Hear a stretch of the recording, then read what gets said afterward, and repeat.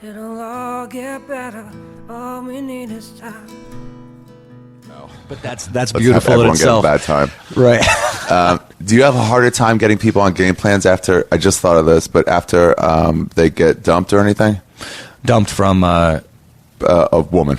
oh, I mean, literally when they're heartbroken, no, having usually trouble that's better. concentrating. Usually it's the opposite. Usually being in a relationship for a man or a woman fighter is usually if they don't have their pattern down where they're supportive or whatever, usually it's the other way around. Usually when they get dumped, it's all the Rocky movie-esque stuff. That's when Hollywood comes in and they're like, I'm going to put all this emotion into training so hard. And usually fighters aren't the kind of guys that are like moping around the house going, well, I don't know what's wrong with me. Does anybody ever get dumped like a week before the fight? Oh, yeah. You should see the And horrible those are things. good for them? A lot of times because they are pissed. And as long as you've done your work with the discipline, that fire that we're talking about, that flares up in them. That's rejection. That's all the things that can be negative that you can take and put that fire into a positive place. The only time that I've seen it go bad is if you're in a long-term relationship. Like if you've been with this girl for 12 years and she dumps you a week before the fight, then you're going to, you're just so, and you should be surprised that with the things, I'm not going to mention names or anything, but there's been some crazy stuff. But why are people so white trash? Why don't you be like, I don't know, do it a week later? Right. Fights every 5 months. Right. Just give them a week. But